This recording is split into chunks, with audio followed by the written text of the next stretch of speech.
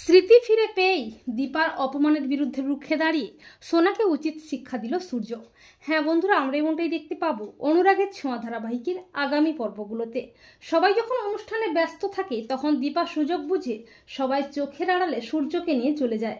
আর সূর্যকে কোথাও না দেখতে পেয়ে সবাই যখন তন্ন তন্ন করে সূর্যকে খুঁজতে থাকে, ঠিক তখনই ছদ্মবেশী রুডি লাবণ্যকে ক্লাব ঘরে আটকে রেখে দেয়।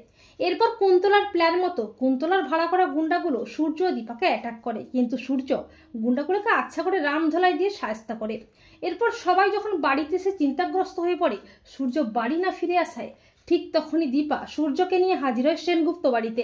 সোনা দীপাকে আবারও অপমান করতে গেলে সূর্য সোনাকে বলে, তোমার এত বড় স্পর্ধা, তুমি আমার সামনে দাঁড়িয়ে আমার স্ত্রীকে অপমান করছো। দীপা বলে, ডাক্তারবাবু আপনার সব মনে পড়েছে? সূর্য বলে, হ্যাঁ দীপা, আমার সব মনে পড়েছে। আমি তোমাকেও চিনতে পেরেছি, তুমিই আমার দীপা, কিন্তু আমার সামনে তোমাকে কেউ অপমান করবে আমি দাঁড়িয়ে দাঁড়িয়ে দেখবো, তা তো হবে না। উর্মি বলে, দাদাই আপনি এসব কি বলছেন? ও কেন আপনার দীপা হতে যাবে? দীপা তো বিদেশ চলে গেছে। সূর্য বলে, তুমি চুপ করো উর্মি, এতদিন আমাকে অনেক ভুলভাল বুঝিয়েছো, তবে আর নয়, আমার স্ত্রী দীপা এই বাড়িতেই থাকবে সসম্মানে। তো বন্ধুরা, তোমরাও এটাই চাও তো যে স্মৃতি ফিরে পেয়ে দীপার অপমানের বিরুদ্ধে রুখে দাঁড়িয়ে সোনাকে যেন উচিত শিক্ষা দেয় সূর্য? কমেন্ট করে এক্ষুনি জানিয়ে দাও তোমাদের মতামতটি।